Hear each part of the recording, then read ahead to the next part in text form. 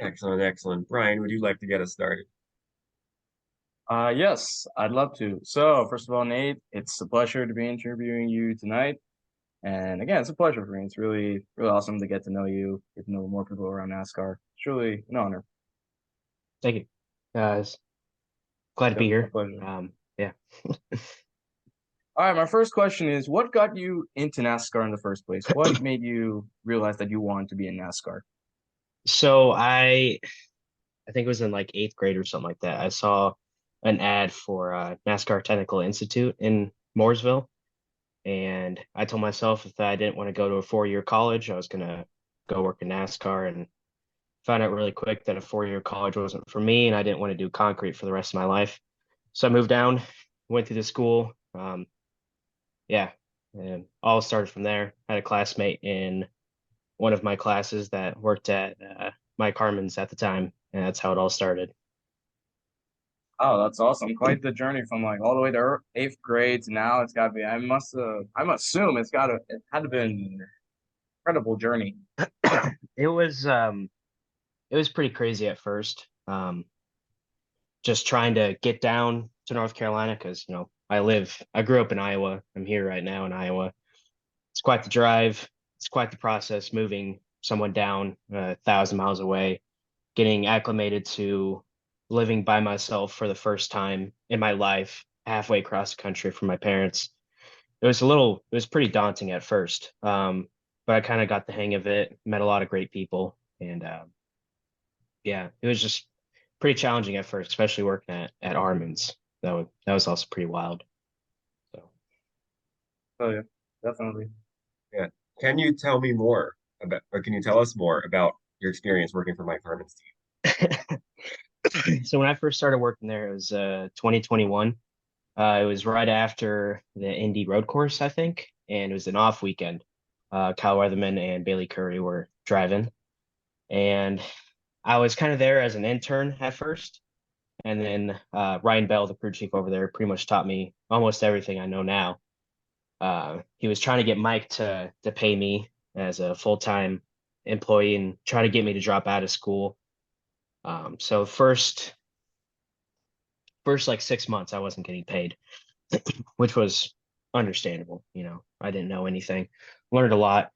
And then 2022 came around. I graduated, so I was working full time at that point, and we went to Rockingham for that um, charity event. Hmm. And Mike asked me, he was just like, "Yo, do you want to like take a bunch of photos? Because I know you have a camera and all this. Take a bunch of photos of the cars going around a track." Ended up posting it, and all the photos that you saw of Mike Harmon's penalty from being at Rockingham, I ended up taking those photos, and it was pretty much all downhill from there. Um, Getting ready for Daytona, it was about a week before we got ready for Daytona, and we were still thrashing on our car because our speedway car was killed the year before at Talladega, and we had to convert one of our intermediate cars into a super speedway car. So we were working night and day trying to get that thing to be as good as it can be. And we ended up getting a motor from ECR, which made us feel, pretty good. Like, we might be all right. But little did we know everyone else in the Xfinity field was showing up with a, lease motor. And got to about a point where getting all right with the car, and then NASCAR called us about a week before and said whatever car you bring to Daytona was going to get the points penalty that ended up being put on us. So we had to scramble and find a second car to bring. And we ended up, thankfully, Mike and Jimmy Means are, really good buddies, and he let us borrow one car, and one car was meant to not qualify, and the other one was meant to qualify. But on the car that was meant to qualify, we ended up dropping a valve on our running lap and didn't qualify. So it was, and then the rest of that season, constant D&Qs. Was didn't have any money. I wasn't getting paid. Ryan wasn't getting paid. I was I was couch surfing on all my buddies' apartments' couches. I had all my stuff in storage. I was living out of a suitcase for almost a year. You know, I was Mike would give us like $100 bill about maybe once every 2 weeks just for food, and we had to stretch that with food and gas and all that. And Ryan had a family. I don't know how. I have no idea how he made that work, but um, it was a little hard for me, especially because my drive was about a 30-minute drive, so it used a lot of gas. I'm a bigger guy. I eat a lot of food, and yeah, it was pretty rough. There was a lot of moments where I would just wanted to move back home because it was just hard. It was really, really hard with just Ryan and I trying to make a full-time effort work with not getting paid and all this. It was pretty kind of sucked a little bit, to be honest. Now, yeah, I can remember. I remember that test, and I remember Hmm. when all that happened. Like it was like a year and a half, 2 years ago, obviously. Like Yeah. I remember when those photos came out, and it was kind of surreal seeing that car on the Yeah, I know, racetrack. Like right? I did see pretty quickly that NASCAR dropped a hammer. Yeah. So we brought our Phoenix car from 2021, the championship race. That car didn't qualify. I don't remember who we had in it, but Mike was like, "Yo, I'm gonna drive this." So we pretty much had that car ready, and Mike, one of his buddies, brought that zombie Dodge over, and we worked on it for a while. Um, Even that charity event, we weren't driving fast around. We were all kind of just, cruising around the track, and that zombie Dodge ended up one of the oil lines came off because there wasn't a Wiggins clamp on it, and it spilled oil all over the track. And Mike actually knocked the fence down, and I actually ended up clipping the front clip, so it ended up being pretty disastrous. Yeah, yeah, I can only imagine. Just it seems like just thing after thing after thing was going wrong. It was unreal. It's like you think you would have, a day or so of just something that would go right, and next it's just bad luck, bad luck, bad luck, bad luck. Yeah, that's a that is unfortunate. That's how this is 2021, correct? Yeah, yeah. Yeah, that's really unfortunate how the season ended, and Oh yeah. the rest of the Mike Harmon team, especially everything like you said that you had to deal with as well. Yeah, yeah. Brian, would you want to go with the next question? Yes, my pleasure. Nate, for you, do you have any inspirations to be potentially a crew chief in the future? Would you like to be a crew chief in the future?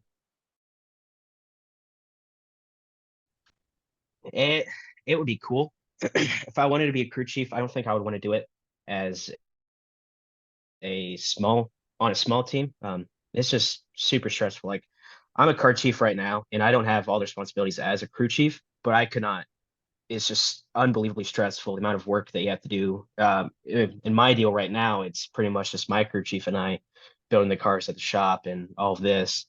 It's it's a lot, but you got to start at small teams to, eventually work your way up. As of right now, I I would say no, but it'd be cool if it happens. But as of right now, I'd probably say no. Okay. Yeah, I understand. Obviously, right now starting, but potentially in like the future, it'd be cool. Maybe for a big team. What do you think potentially big team Yeah. for Cup, Xfinity?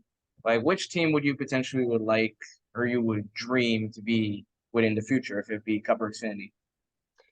Um, I think the best deal as of right now is the Xfinity series. Sometimes Xfinity and Cup will share garages, and it's it's a different atmosphere between the two. You go into a Cup garage, and everyone is super straight face, super formal, and you walk into the Xfinity side, everyone is super formal, but everyone's like smiling, joking around, having fun. Um, I feel like if I wanted to be a crew chief, I think give it like 5 years and some mid to upper tier Xfinity team. I know on a cup deal, it's not easier, but you have so many more people on your side. It makes the workload easier.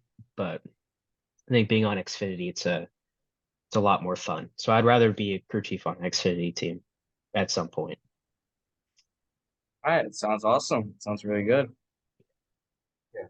I'll say, so this brings up an interesting question. So what's it actually like being a car chief on a team? Because we obviously the broadcast usually does not explain the intricacies of what a car chief is. Right. So, car chief in my position, being on a small team, it's pretty much uh, making sure a lot of stuff is legal for, going through tech and stuff. You're pretty much the crew chief's right hand man, and then at the shop, build, do what you need to do to get cars ready. But you're pretty much heavily involved with doing the setup as well.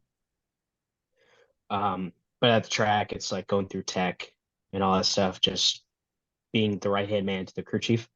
I know on bigger teams and some small teams that started doing this, they actually leave their car chief at home and they just set up the cars. Work on the cars, but they'll set it up, and then whenever the road crew comes home, they'll already have a car that's set up. So it's kind of sort of what they do. It's a Would you loose term. say would you say you're like second to the crew chief? Where it's like, for example, if the crew chief gets suspended for whatever reason, you would take over.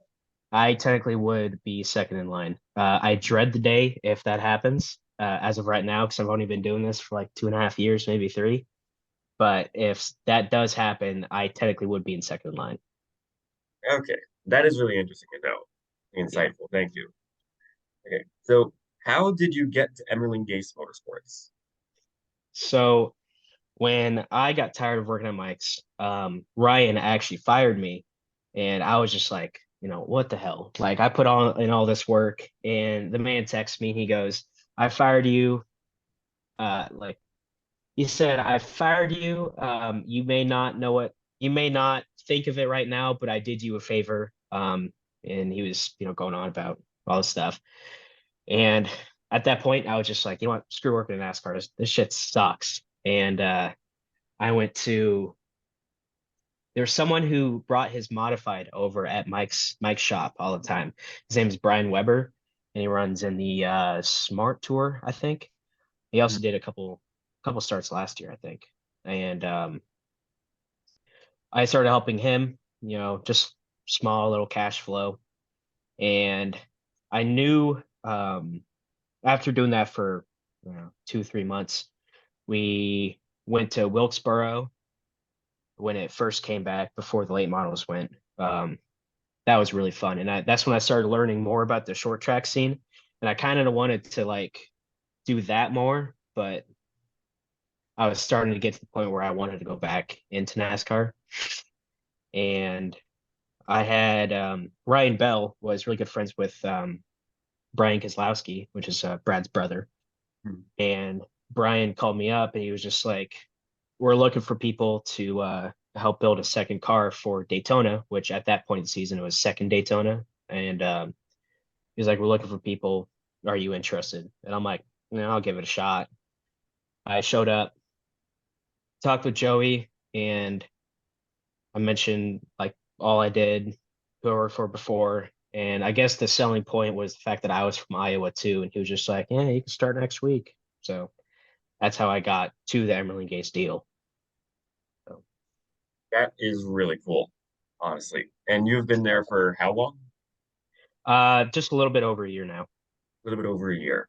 Yep. And have you worked on both Emerling-Gase cars or just the one? Both. Yeah. So we swap numbers like all the time. So I don't know what number I am until like, I don't know, a few days before. Kind of depends who's driving and all that. So That is really interesting, honestly. yeah. Because I know like the numbers, it's almost like swapping musical chairs. Because Yeah. how everything swaps around and changes around with small teams to make it work. Like small teams do a lot of number finagling with Oh each yeah. other and deals with each other. It's Yep. very interesting to hear about. Yeah, I don't. It kind of sucks. Paul and I, whenever we run the 35 number, we always have a pretty good time. Whenever we run the 53 number, we have a really bad time. So whenever we get handed the 53, we're just like, oh, what's gonna happen now? Some numbers just have a curse behind them. I don't know. Yeah, It's some like where do.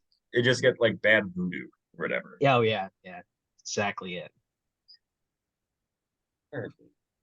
Would you like to ask the next question? My pleasure.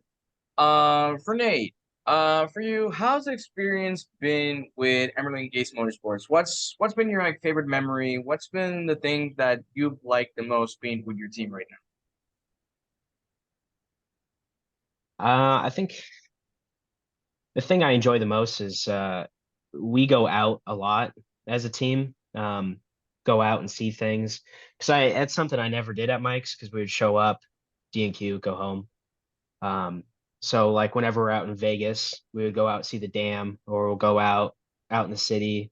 When we were in Portland, we went to Mount St. Helens on the north and south sides both days. Like if there's a place where we're going and there's something cool around it, and if we have time, we'll make time to, go to it, have a good time. Because honestly, this NASCAR stuff, it's pretty draining, mentally and physically. And if you just try to find the fun in it, it makes it really fun. So that's kind of what I enjoy the most. Is, we try to make the most of our experiences being out on the road. Yeah, totally. I can understand that a lot because again, the NASCAR, especially NASCAR, is a lot mentally, emotionally, physically. It's extremely draining at times. And finding the things that makes the job fun, makes what you do fun is extremely important. It helps you like keep your momentum, your love for the sport. Oh yeah, it's a huge like difference between if you don't do that stuff and you do that stuff. Like at Mike's, didn't do any of that. After we'd have an off weekend, and after the next week, I'd be mentally just gone again. Um, but our second half of the season, Xfinity is this really long, like 12 or 13 race stretch. But have, if you find the fun in it, your mindset changes. Yeah, it may, kind of suck just, going over it and over it and over it and over again. But if you have a good time, it's a lot easier mentally. Totally. Totally. Do you have any one memory in particular that sticks out so far with Emerling-Gase? Give me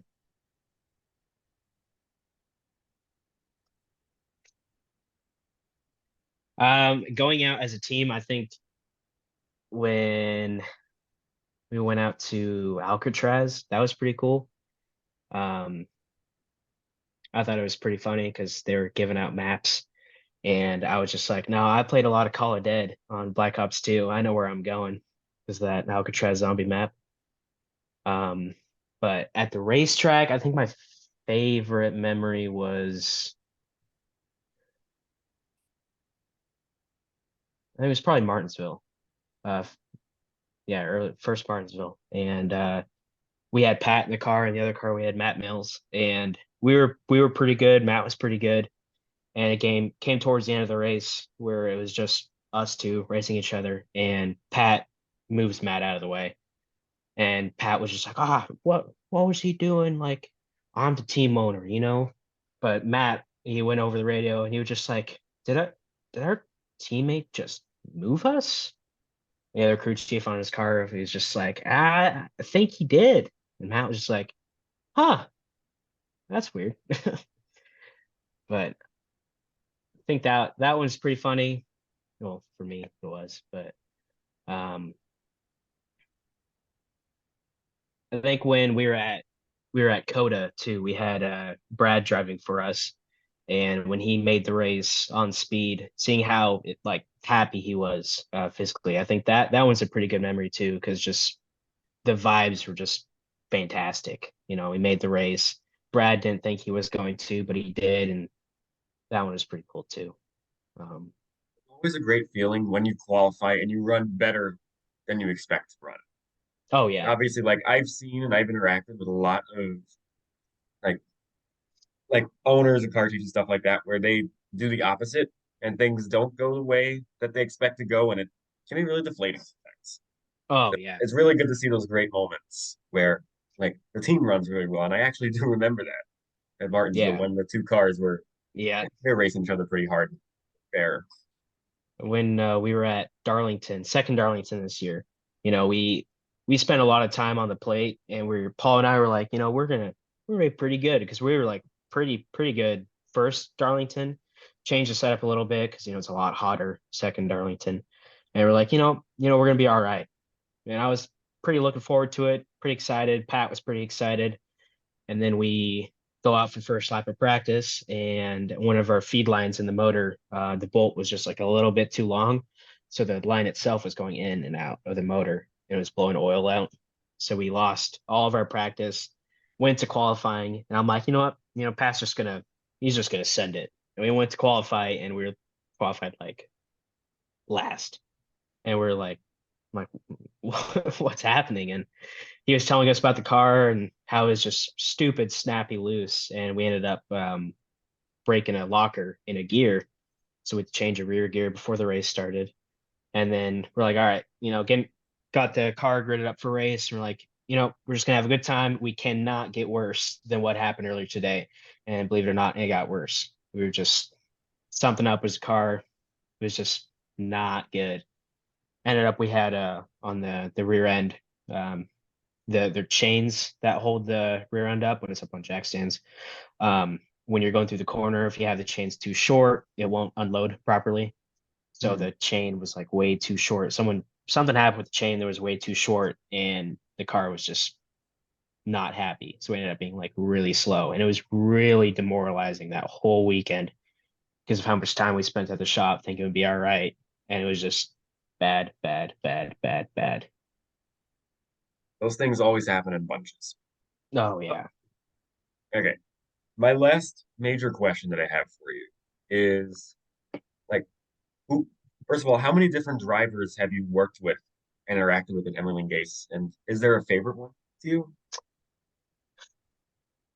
Pat, Joey. Yeah, that's Brad.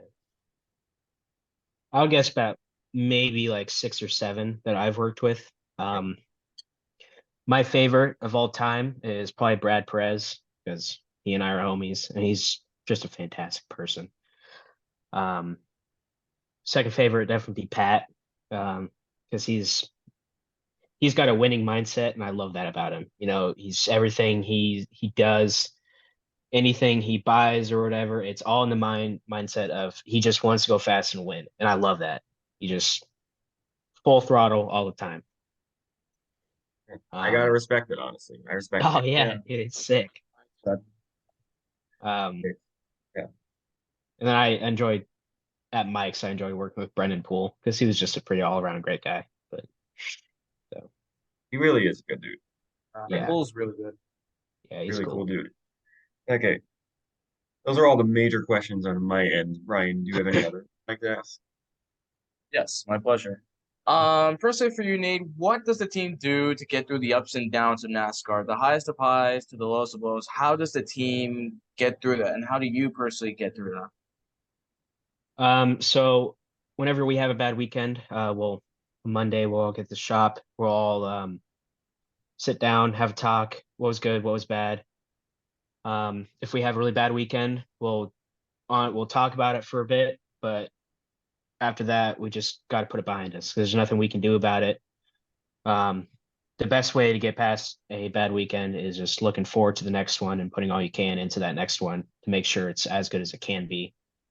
Um, me, um, it'll I'll just like takes me a whole weekend just kind of get over it.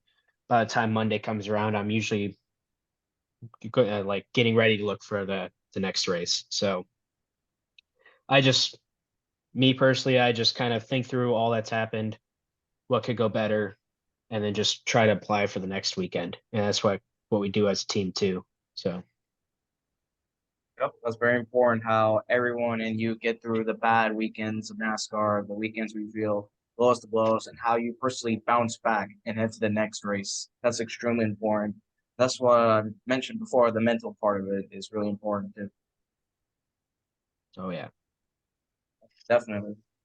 And another question I got is, how would you describe like the current team you would? Like how's the environment? How personally, how's like everything around Emerling-Gase Motorsports? Um, it's been a little rough recently.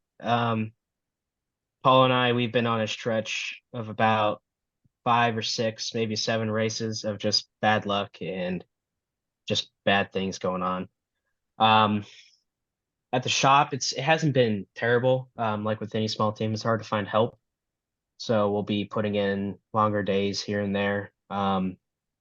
Just the amount of stuff that one person has to do, sometimes it gets pretty overwhelming, and that's sometimes that translates onto the track. Like I mostly do interior work, and if we have, we're trying to get a car done to get to a racetrack, and I show up and I forgot a water bottle holder, or I have the wrong radio harness adapter because I was just thinking about other things that needs to get done. That's kind of one thing that all of us are dealing with. Um, yeah, it's not terrible, but it could be better, but it's all around not bad. So That's the important thing, that everything's going pretty swell, going well. yeah. Oh yeah.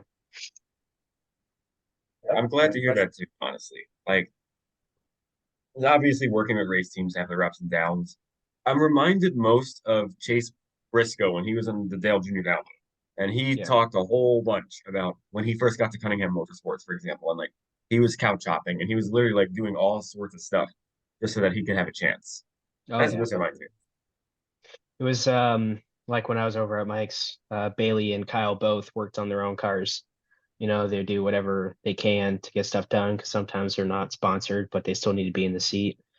They would do as much as they can to get in the seat, and I'm doing as much as I can to possibly, hopefully, further my career. Yeah, that's what matters in the end. Yeah. Like you said, just having fun when you can, making it more fun. Oh yeah. Exactly. Making the most out of it. Hmm.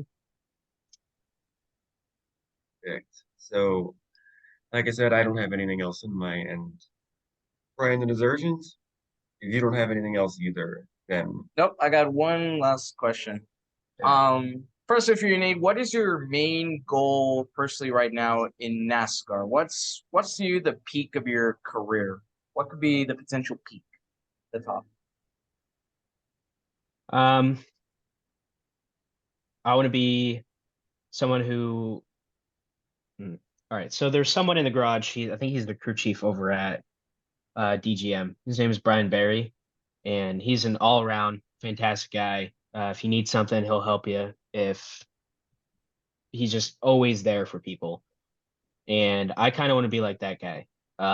He's extremely smart too. I'm still learning, but um, he's just always there for people. He's the nicest person I've ever met, and I kind of just want to be like him.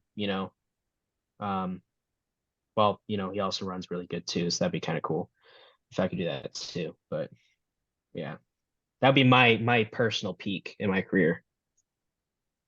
Sounds awesome. And again, that's really important to like helping each other out during the tough times, especially right now. It's extremely important. It really helps the morale of everyone, drivers, crew chiefs, car chiefs, engineers, everyone in the team, the shop.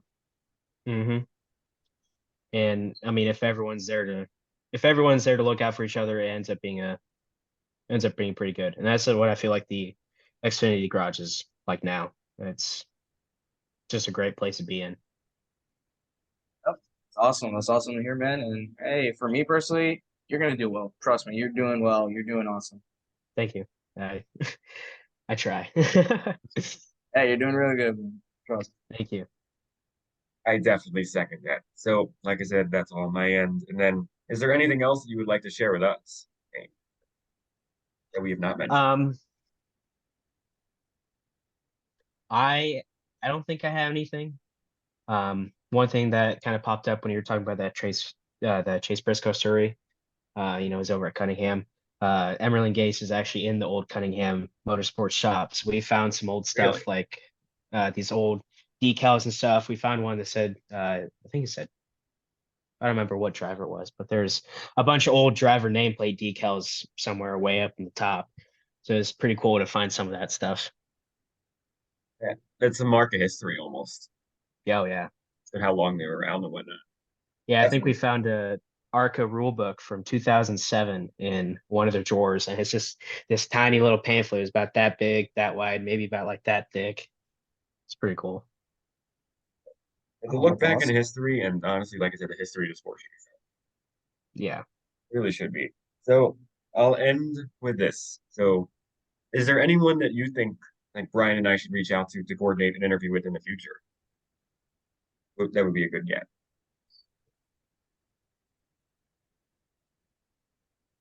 Mm. Honestly, if you could try and hit up Brad Perez, he'd be a really good one. He's very honest. Um, he also understands, the grind of small team stuff. He'll probably be a really good one. Joey, I can't remember his last name. He was the tire guy over at Rayum's, and I think he got let go after that fire happened. Um, he's had a hell of a time in the sport too, and I think he'll be a really good one. I think he's a tire guy over at Big Machine right now. So I'll send you his Twitter. Yeah, of course. Yeah, he'll Thank be a you. really good one as well. Again, it was a pleasure, Nate. It really was. I'm going Yeah, to thank you. I stop was recording now. all right. Yep, Recording. it was an honor. It really Yeah, it was. was